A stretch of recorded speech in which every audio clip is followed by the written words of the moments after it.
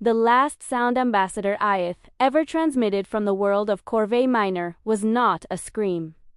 It was worse. It was a small child, somewhere behind her, asking her mother why the sky had turned orange, and then the channel went to static mid. High speaker Doran Vale replayed that 11-second clip 4 times before he made himself stop. He was sitting in the Chamber of Quiet Voices, the ceremonial heart of the Thalmari, a domed hall of pale blue stone where his species had settled disputes, composed songs, and raised their children for 11,000 years without ever once building a warship of their own. The dome had been designed to let starlight pour through in the evenings. Tonight it only showed him a sky that no longer had Corvée Minor's star in it, because Corvée Minor's star had been consumed along with everything orbiting it. 22 worlds. In 8 months, 22 worlds of farmers and poets and mathematicians and children who had never once needed to know what the word war meant, and now the word meant nothing at all, because there was no one left on those worlds to speak it. "Speaker," said a voice from the doorway. It belonged to Nell Ashra, his youngest aide, barely out of her scholar years, her long silver-gray face drawn tight with the particular exhaustion of someone who had spent the last 3 nights compiling casualty estimates instead of sleeping. "The council is assembled. They're waiting." "Are they waiting to hear a plan?" Doran asked quietly. "Or waiting to hear that there isn't one?" Nell didn't answer, because both of them already knew. The thing that had done this called itself the Vihoric Ascendancy, and it did not conquer worlds so much as it harvested them. The Vihoric were massive, 4 meters at the shoulder even before they reared onto their hind legs. Platadine bone-white chitin that shrugged off small arms fire the way a Thalmari might shrug off rain. They did not take prisoners. They did not take slaves. Tay took meat, and they took it while it was still breathing, because the Vihoric believed, with the calm absolute certainty of a species that had never once lost a war, that a kill tasted better, while the prey understood exactly what was happening to it. They called the rest of the galaxy the herd. They were not being cruel when they said it. They genuinely believed it was a fact, the same way one might say water was wet. In the council chamber, 31 delegates from the surviving worlds of the Thalmari Concord sat in the sunken half-circle of seats, and every single one of them looked like they had aged a decade in a season. Doran took his place at the center dais, and did not bother with ceremony. "Corvée Minor fell 4 hours ago," he said. "There is no one left to rescue. I want that understood before anyone speaks another word in this chamber. We are not discussing rescue anymore. We are discussing whether Thalmari Prime survives the next 90 days, because the projections say the Vihoric fleet reaches our homeworld in 91.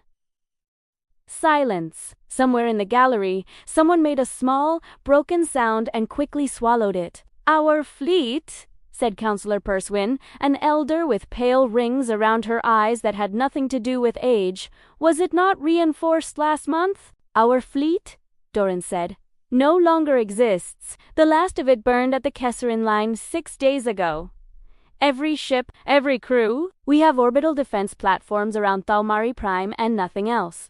We have Enona B, we have no army worth the name. We have 4 billion people on our homeworld and no way to stop what is coming for them." "What of the Covenant of Sons?" someone else asked. "The Drevani Combine, Sureli." "I have begged them," Doran said, and his voice cracked on the word, begged, which he had never once said aloud in 40 years of public service. "I have sent envoys myself. I have offered them trade concessions, technology, anything they wanted. Every one of them has declined." The Drevani Combine's exact words were that they regretted the tragedy but could not justify the exposure. The Covenant of Sons didn't even send a formal refusal. They simply stopped answering.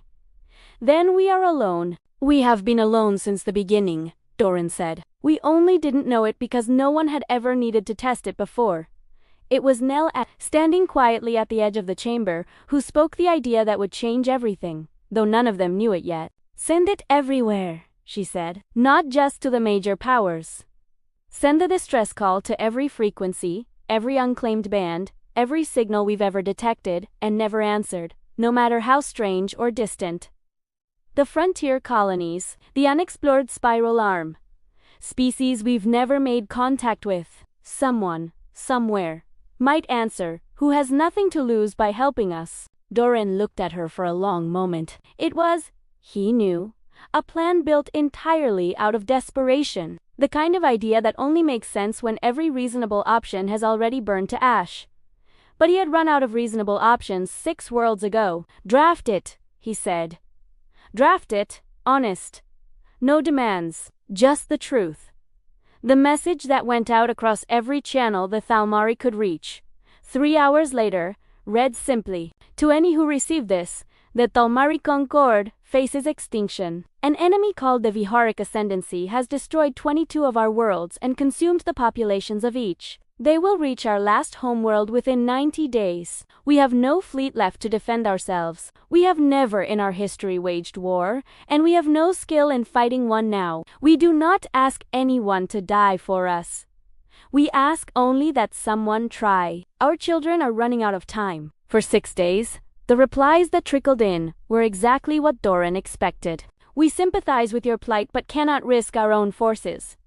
The Vihoric Ascendancy is beyond our capacity to engage. We wish you fortitude in your final days. One message, from a species Doran had never even heard of, simply read, "Perhaps you should have built weapons instead of poems." He deleted that one immediately, before Nell could see it and lose whatever thin thread of hope she was still holding on to. Then, on the 7th day, a signal arrived from a system so far out at the galaxy's ragged edge that the Concord's star charts didn't even have a name for it, only a designator, an unremarkable G-type star. 3 rocky worlds, one of them apparently habitable, in a spiral arm so isolated that no major power had ever bothered to survey it properly. The message was 4 words long. Received your call. Coming. No conditions. No demands for tribute or territory or technology. No lengthy explanation. Just a promise, 4 words wide, from a species called humans, from a world called Earth. That's it. Counselor Wynne asked, when Nell read it aloud to the assembled council. No terms. No requirements. None, Nell said. I checked the transmission 3 times for hidden encoding. There isn't any. It just says what it says.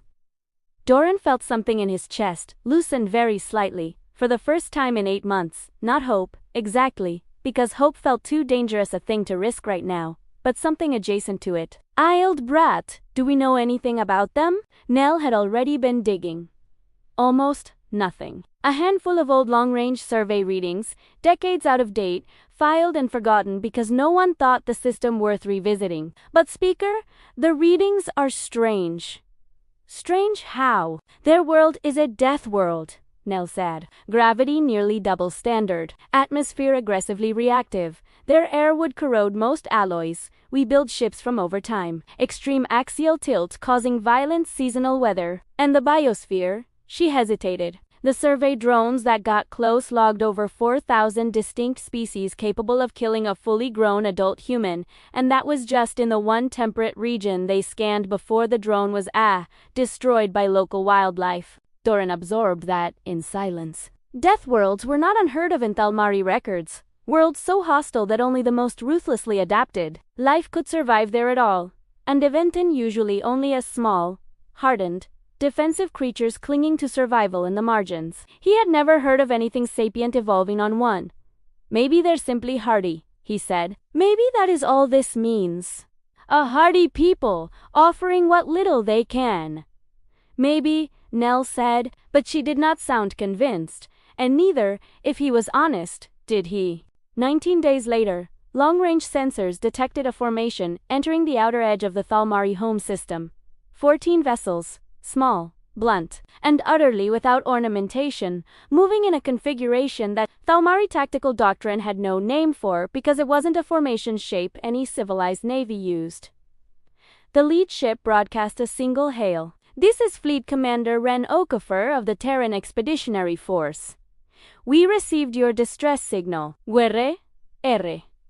Errere. Doran Vale closed his eyes, and for the first time in 8 months, allowed himself to hope. He had no idea yet that hope, in this particular case, was going to look nothing like he expected, and that the thing he had summoned to save his people would leave the entire galaxy asking, for generations afterward, whether they had been rescued or merely handed over to a different kind of predator. Doran stood in the receiving bay of Thalmari Prime's primary orbital station and watched the lead human shuttle dock. It was small, smaller than a Thalmari passenger transport, and built with a bluntness that bordered on ugly. No graceful curves, no aesthetic plating, just flat armored surfaces, bolted together with a kind of grim, purposeful efficiency, like a tool built by someone who had never once cared what it looked like, only whether it worked. When the airlock cycled open, Doran got his first look at the species that had answered when no one else in the galaxy would. They were smaller than he'd braced for. The one in front, a woman with dark skin, close-cropped black hair, and eyes that moved constantly, cataloging every exit and structural weakness in the bay before she'd taken 3 steps into it, barely came up to his sternum. Behind her filed a dozen more, every one of them a different height, a different color, a different build, dressed in matte gray-green uniforms with no ornamentation beyond a small patch on the shoulder.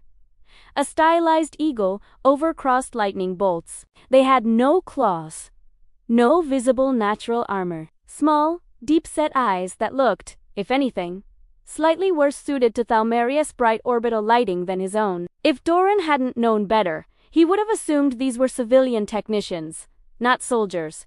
His stomach dropped. "High Speaker Vale," the woman said, extending a hand in a gesture Doran's translator flagged as a human greeting custom. "Commander Renokafair, Terran Expeditionary Force. Thank you for the welcome." "Commander," Doran said, shaking the offered hand carefully, unsure of his own strength against something so apparently delicate. Thank you for coming, though I confess I must ask." He looked past her, toward the shuttle, toward the modest formation of ships, still holding position beyond the station. "Where is the rest of your fleet?" "This is it," Okafor said. 14 ships, 206 personnel. Doran felt the floor tilt beneath him, though the station's gravity plating hadn't wavered at all. "I'm sorry, I don't think I understood you correctly." "You understood me fine," Okafor said, not unkindly. "Commander," Doran said, forcing his voice level, "the Vihoric Ascendancy is approaching with an invasion fleet numbering in the thousands. Warships the size of small moons. Ground forces beyond counting. We requested help because we have nothing left to fight them with, and you have brought us 200 people." 206.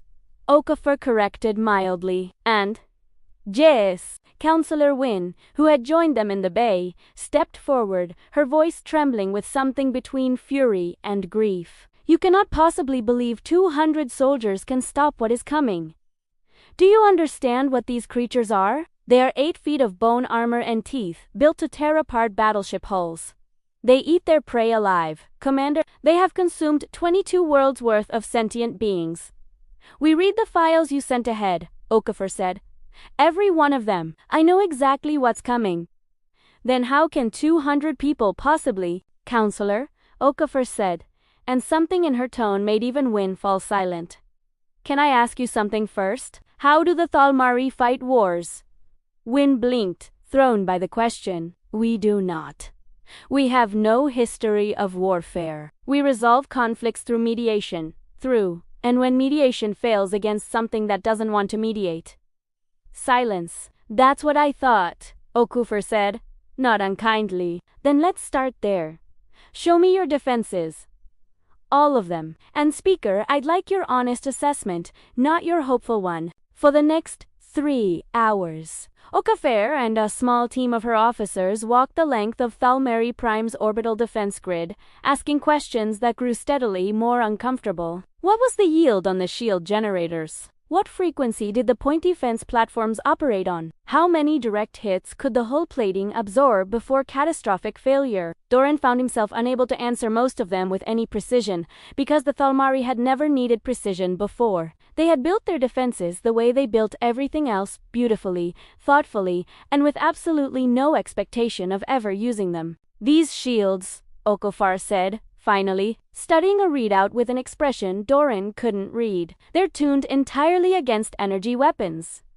Yes, plasma and particle beam armaments are standard across every civilized fleet we've encountered.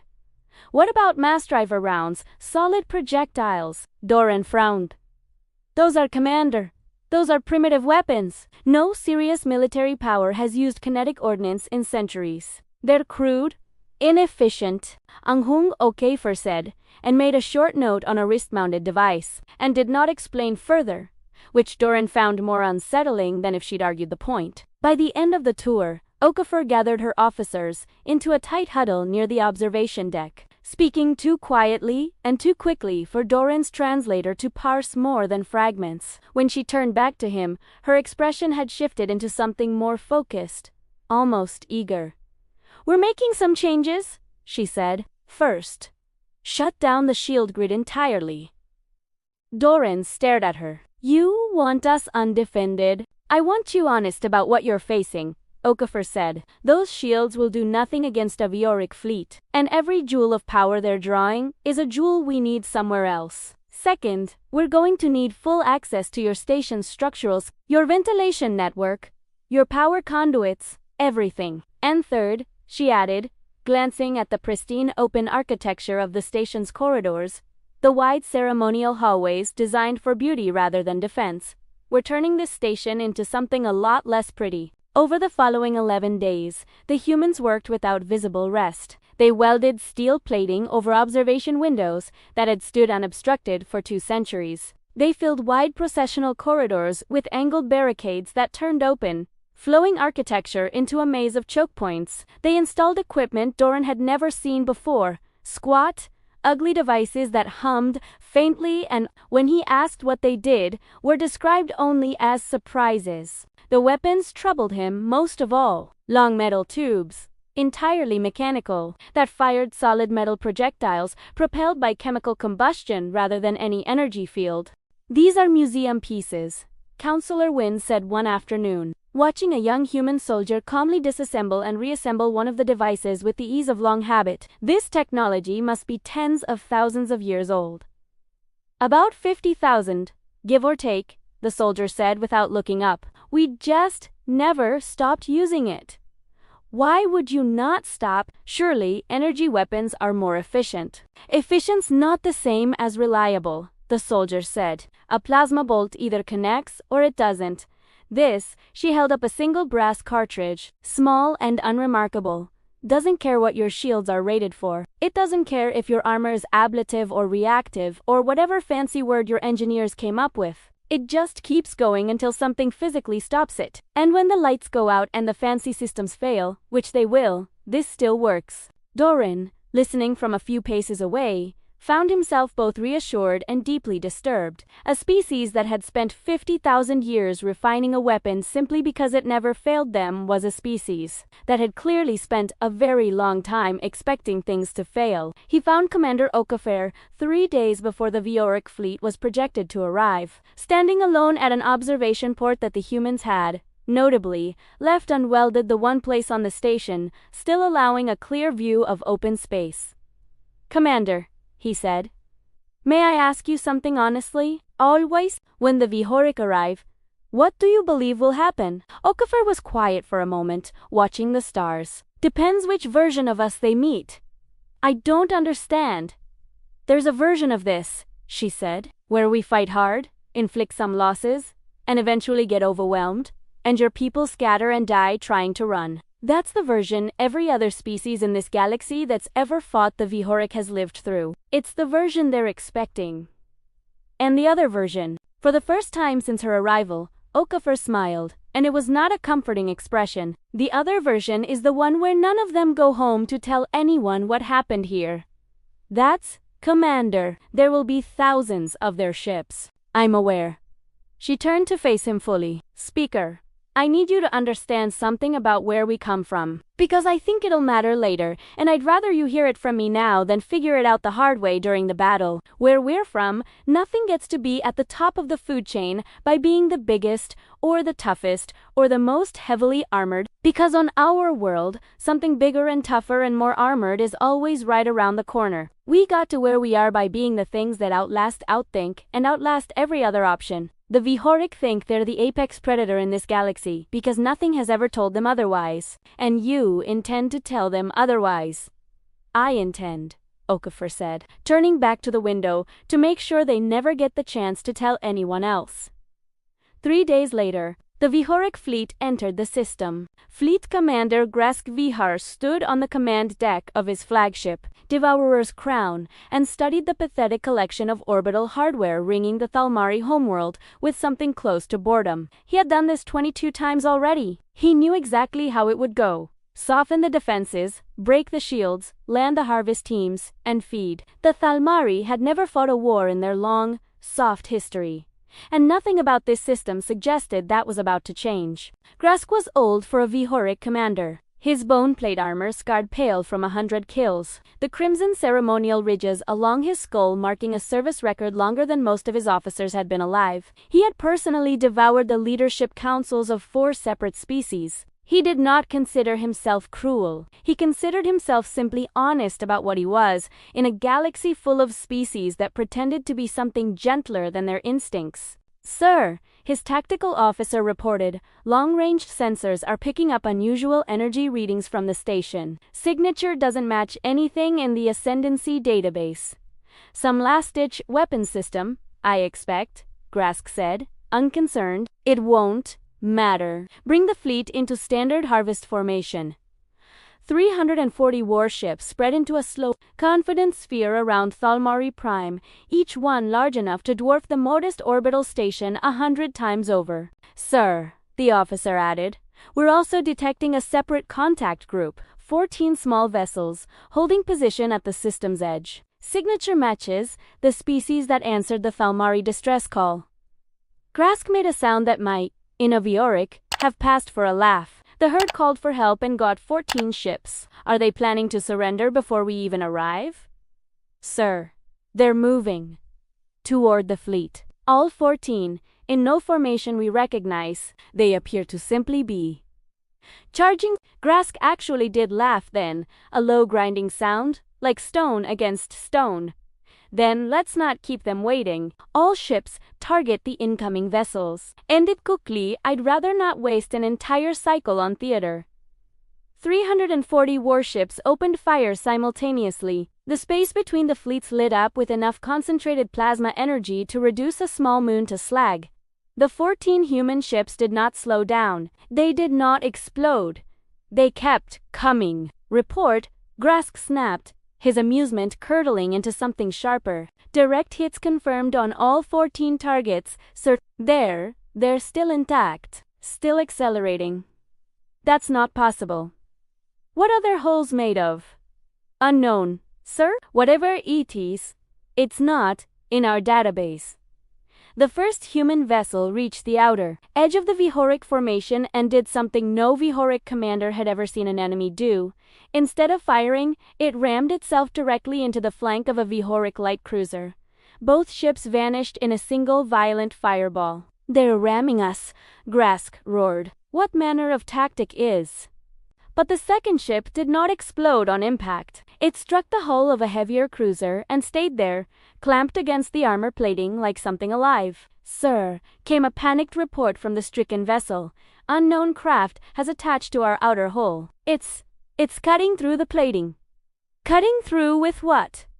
"Unknown tools, sir. They're through in under 2 minutes." One by one, the remaining human ships repeated the maneuver, latching onto Vihoric hulls like parasites finding purchase, and one by one, the boarding reports began flooding in, each one worse than the last. "They're in the ventilation shafts, sir. We can't get a clean shot. They've collapsed Corridor 7 with some kind of explosive. They're using our own ship systems against us. Someone's rerouted the atmospheric controls." Grask had commanded fleets for 200 cycles. He had faced desperate last stands from species who knew they were about to die and fought with the wild, doomed courage of the cornered. He had never once faced an enemy that fought like this, not with courage, not with desperation, but with the cold, patient efficiency of something that had clearly rehearsed this exact scenario 100 times before ever arriving. "Sir," his tactical officer said, voice tight with something Grask had never heard from him before. "Fear. I'm reading 3 of our own vessels turning their weapons on the fleet." "That's impossible. Our crews would never. Our crews are dead, sir. The humans have taken the bridges." Grask stared at the tactical display, at the neat methodical spread of red icons, his own ships beginning to fire on one another, and felt something he had not felt in 200 cycles of unbroken conquest. The first cold thread of genuine fear. "Hail them," he snarled. "Now." A voice answered, calm, and utterly without malice, which was somehow worse than if it had been furious. "This is Commander Okafor. You have 30 seconds to order your remaining ships to power down and surrender."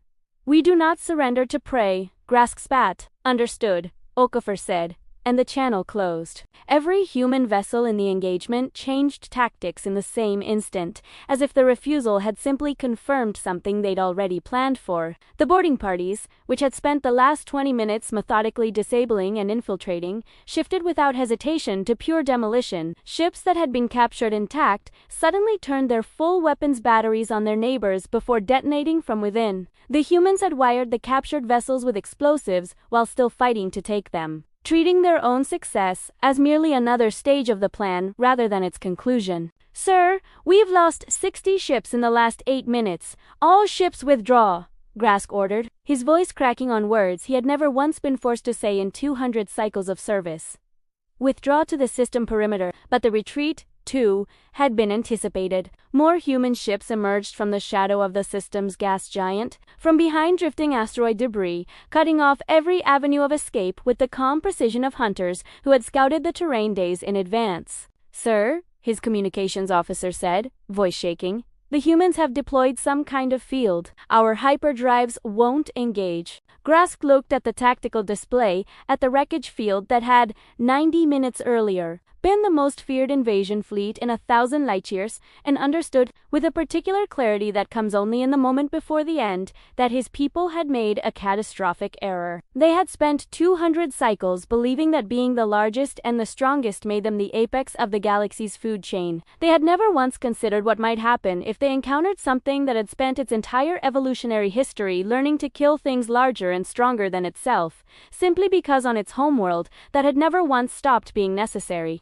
The battle lasted 6 hours. When it ended, not a single Vihoric vessel remained to carry word of what had happened back to the Ascendancy's home territory. High Speaker Doran Vale watched the final hour of the battle from the station's remaining observation deck, and found he could not entirely process what he was seeing. 340 warships, the pride of a species that had devoured 22 worlds without losing a single major engagement, had been reduced to drifting debris by 14 human vessels that, as far as he could tell, had not lost a single ship of their own. "Commander," he said into his communit, voice unsteady, "T-Systemis, the system appears secure. How did you accomplish this?"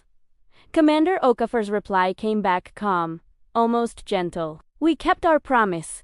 Speaker, help came." But Doran, replaying the reports even as they arrived, found himself troubled by something beneath the relief. The Vihoric ships that had been boarded had not simply been disabled. They had been systematically, thoroughly emptied of life. Every crew member accounted for as dead, with a completeness that felt less like the outcome of desperate battle and more like the execution of a plan drawn up long before the fleet ever arrived. He said nothing of it that night.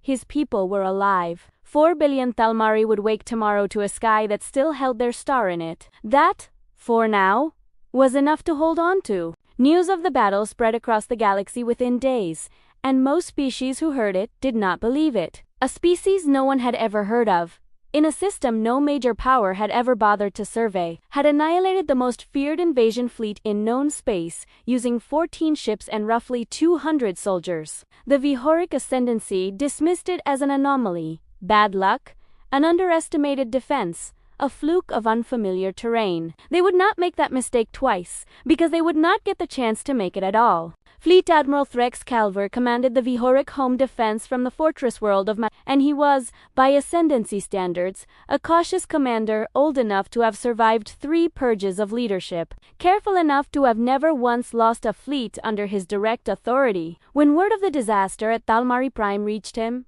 he did not panic. An anomaly, he told his staff. Grask grew complacent after 200 cycles of unbroken success. 8 Apens.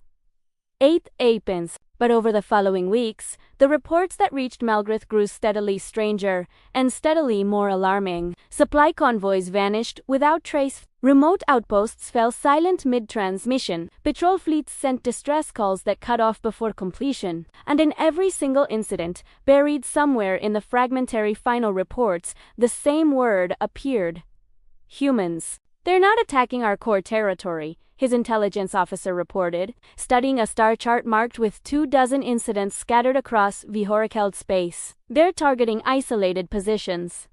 Supply depots, small outposts, nothing of strategic value. Then why attack them at all? The officer hesitated. Sir, I believe they're hunting personnel, not territory, not resources. In every incident, our forces are killed or, in a handful of cases, captured. Human casualties, as far as we can determine, are effectively zero. Threx frowned at the chart. It made no tactical sense by any doctrine the Ascendancy had ever employed, no attempt to seize ground, no interest in resources, only a slow, patient, methodical culling of Vihoric lives, scattered across a dozen systems, executed with a precision that suggested they had been watching, studying, mapping every vulnerability for far longer than the war had technically existed. The alarm that pulled Threx from that thought 3 weeks later came without warning. Sir, unidentified contacts entering the Malgrath system. Sensors are only picking up fragmentary readings, some kind of stealth technology. Numbers, unknown. Sir, they're not responding to hails. Threx ordered the home fleet, 400 warships, the single largest concentration of Vihoric military power remaining in the Ascendancy, into orbit immediately. It was, he told himself, an overwhelming show of force against an enemy that had, until now, only ever fielded small, scattered raiding parties. Whatever the humans intended here, 400 warships would end it decisively. The fleet never fired a shot. Sir, his technical officer reported, voice climbing toward panic, Admiral Vortz's engines have failed. All of them, simultaneously. That's impossible. Admiral Keyes reports the same. And Admiral Dorn. Sir, the entire fleet is losing power.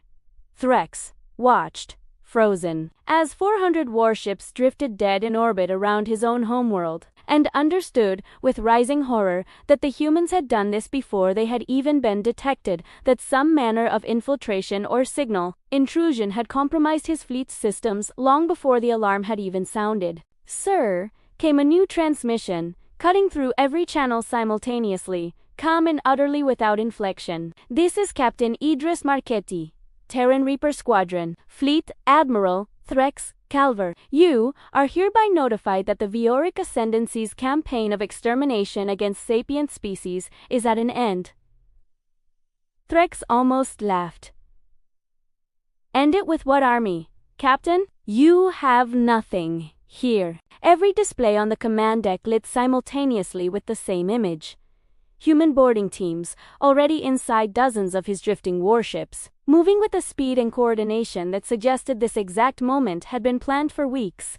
The defense of Malgrath lasted 18 hours. When it ended, the single largest Vihoric military force remaining in existence had ceased to exist, and the Ascendancy's home fleet had not fired a single shot in its own defense because it had never been given the chance. Over the following 4 months, human strike teams, the Ascendancy's own intelligence reports began referring to them, with a kind of dread that had crept steadily into even the most formal Vihoric military language. As the Reapers moved through Ascendancy territory like something out of a fever, they struck dozens of systems in apparent coordination, liberated Vihoric slave harvest worlds, captured or killed Ascendancy leadership with an efficiency that suggested they had known the location of every HFY target for months before the war had even properly begun. It was on the world of Kesval that the last organized Vihoric resistance made its final stand, under the command of General Malgrath Threx, Threx's own son, promoted in the desperate churn of leadership that had followed his father's death at Malgrath, who gathered 12,000 of the Ascendancy's remaining warriors for a single, decisive counterattack. "We are Vihoric!" he roared to his assembled forces. "We are the apex of this galaxy. We will not be hunted by soft, hairless prey animals." A human voice cut across every frequency in response, calm as still water. "General Threx, this is Commander Torres, Terran Reaper Squadron. Your position is surrounded. Surrender now, and this ends without further bloodshed. You have us outnumbered 1,000 to 1. Threx spat back. You have us exactly where we planned for you to be, came the reply. 12,000 Vioric warriors charged at dawn across open ground toward what looked, from a distance, like a lightly defended human position. They never reached the halfway point. The entire battlefield had been converted over the preceding days into a single enormous kill zone, buried charges, prepared crossfire lanes. Terrain shaped weeks in advance to funnel exactly this kind of desperate, overwhelming charge into its own destruction. The Vihoric force was annihilated in under an hour. General Threx was found alone in his command bunker at the battle's end, a single human soldier standing over him. Young, quiet, unremarkable, the kind of face that could have belonged to anyone. How, Threx managed. How did you do this to us? The soldier removed her helmet. You made the same mistake every one of you makes, she said. You thought being the biggest and strongest in the room made you the most dangerous thing in it. We are the most dangerous. On your world, maybe. Where we're from, size doesn't mean anything if something smarter is already 3 steps ahead of you. She studied him for a long moment, and something almost like pity crossed her face. Are you going to stop? The killing? The harvesting? Is that going to end? Threx said nothing, because there was nothing left in him that could imagine being anything other than what he was. Then, you already know what happens next, she said quietly. The final transmission out of what remained of Vihoric space was broadcast openly on every frequency the Ascendancy had ever used, so that no one could later claim ignorance of what had occurred. This is the Terran Expeditionary Force. The Vihoric Ascendancy no longer exists as a military or governing power. All harvest worlds under its former control are hereby liberated. Any species discovered engaging in the consumption or enslavement of sapient life will be dealt with in the same manner. Consider this your only warning. The galaxy received the news in stunned, uncertain silence. In under 7 months, a species that no major power had even known existed a year earlier had annihilated the single most feared empire in known space, using barely more than 200 ships in total, and had not by any confirmed account lost more than a handful of their own people in the process. The age of the great predators, as more than one surviving species would later put it, had ended. Something else had begun, and no one was entirely certain yet whether to call it salvation. 8 months after the fall of the Vihoric Ascendancy, High Speaker Doran Vales stood at the window of his rebuilt office, watching children play in a plaza that, less than a year ago, had been converted into a fortified choke point, bristling with human ordnance. The barricades were gone now. The welded plating had been removed from the windows. Thalmari Prime looked, on its surface, exactly as it had before the Vihoric had ever entered their star system. Doran was not entirely at peace, and he suspected he never would be again. A soft chime announced a visitor. Commander. Now! General Ren Okafar entered, no longer in the plain field gray she had worn during the war, but in a dark unadorned uniform bearing the insignia of what the humans were now calling the Terran Protectorate. General, Doran said, rising to greet her, thank you for making the time. Ren's fine, if you'd rather, Okafar said, taking the offered seat. Congratulations are in order too, I hear. Full recovery status for Thalmari Prime, as of this morning. Thanks to you, Doran said, and meant it, and still felt the words sit strangely in his chest. Ren, I need to ask you something that has been troubling me for some time, and I would ask that you answer honestly, whatever the answer costs either of us. Go ahead. When you defeated the Vihoric, Doran said slowly, was it necessary to destroy all of them, every ship, every soldier, every world? Was there truly no path that left any of them alive? Something shifted behind Okafar's eyes, subtle but unmistakable. You think we went too far? I don't know what I think, Doran admitted. The Vihoric were monstrous. They devoured children. They deserved judgment, certainly, but judgment and extinction are not the same thing, and I find I cannot stop wondering which one you actually gave them. Okafar was quiet for a long moment, looking past him at the window, at the peaceful plaza below. Speaker, can I tell you something about Earth? Please.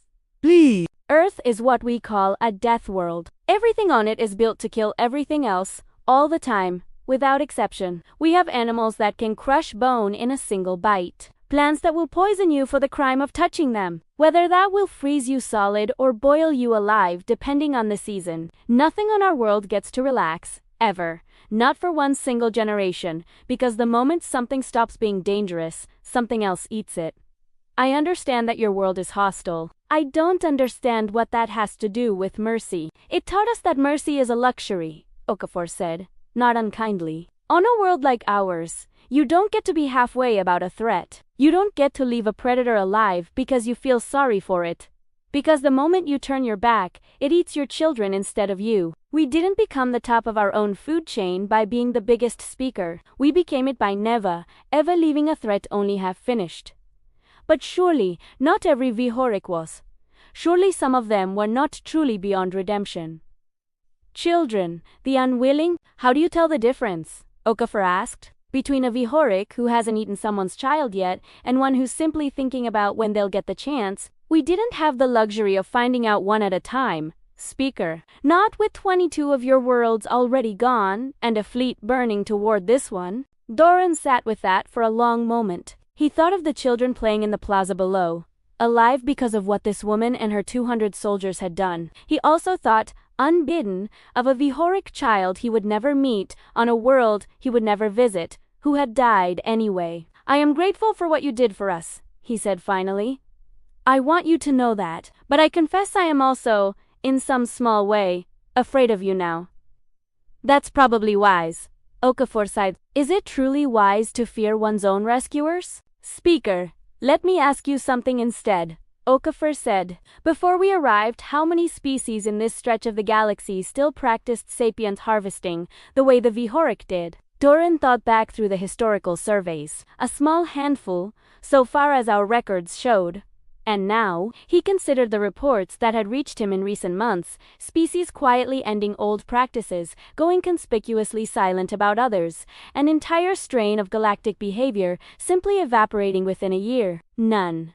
So far as I am aware. That's not a coincidence, Okafor said. Word travels. What happened to the Vihorik is a message every species in this galaxy has now received. Whether we intended it that way or not, a message written in the destruction of an entire people.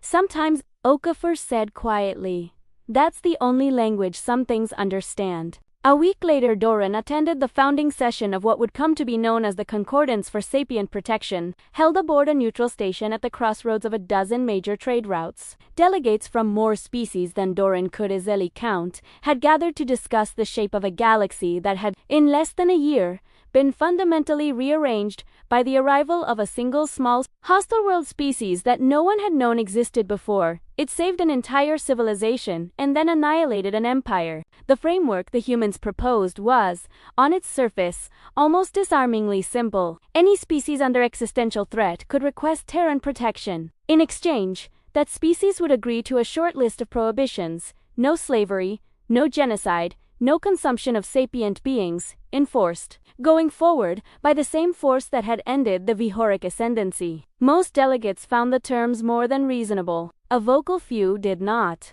This is nothing short of tyranny, declared Ambassador Keshalverin of the Suravini Compact, rising from his seat with barely restrained fury. You humans have appointed yourselves arbiters of galactic morality with no mandate to do so. Haneda Okafor, standing at the podium with the same unhurried calm Doran had come to recognize, did not argue the point. You're right, she said simply. Halvarin faltered, clearly having expected resistance.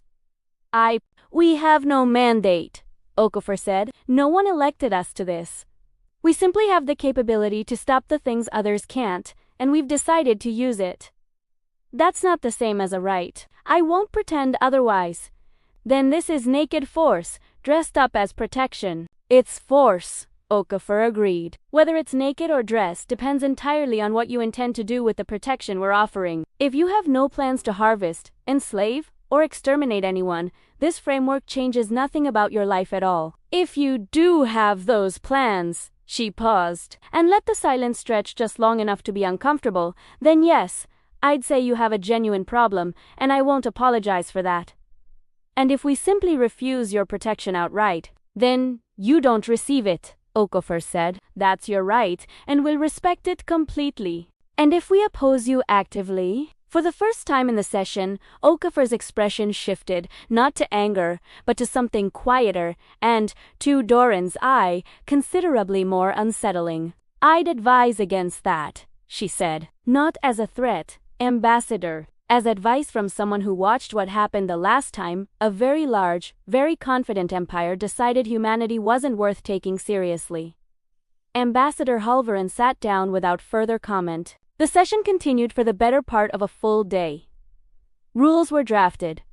Boundaries were negotiated. Dozens of species affixed their signatures to a framework that would, within a decade, cover more inhabited systems than any prior galactic government had ever managed to unify under a single authority, an authority that, as far as anyone could determine, answered to no one but itself. Some called it the beginning of the safest era the galaxy had ever known. Others called it something closer to an occupation with excellent manners. Doran suspected, walking back to his shuttle that evening, that both descriptions were probably true at once, and that the galaxy would spend the next several centuries arguing about which one mattered more. That night, back on Talmari Prime, Doran walked alone through the central plaza of his capital city and stopped, as he often did now, before a modest black stone monument that had been raised in the months following the Vihoric's defeat. Carved into its surface, in a dozen languages, ran a simple inscription in memory of those who called for mercy, and in honor of those who answered. Beneath it, in smaller script that most visitors walked past without noticing, someone, Doran had never learned who had added a second line. Let it be remembered that the answer to one monster is not always a gentler thing. Doran stood there a long while, reading it over, thinking of the 4 billion Thalmari sleeping peacefully in their beds tonight because a species from a hostile little world at the far edge of the galaxy had chosen, for reasons that still were not entirely clear to him, to answer a call that everyone stronger and closer had refused. Somewhere above him, beyond the reach of the plaza's soft evening light, human patrol ships moved through the dark at the edge of the system, silent, watchful, exactly as they had every night since the war's end. Protectors. Executioners. Perhaps, in the end, there was no meaningful difference between the two words, only a matter of which side of the line you happened to stand on. The galaxy was safer now than it had been in living memory. Doran understood that he was alive and his people were alive, entirely because of it. He also understood, standing beneath that quiet stone marker, with its uninvited second line, that his people had learned something this year that they could never unlearn, that when a civilization begs the universe for a miracle, it does not always get sent an angel. Sometimes, if it is very fortunate and very careful about what it does next, it gets sent something that simply hates monsters more than it fears becoming one itself. Far above, unseen, the patrol continued. Watching. Waiting. Ready, should the need ever arise again, to show the galaxy one more time exactly how Earth's monsters hunt.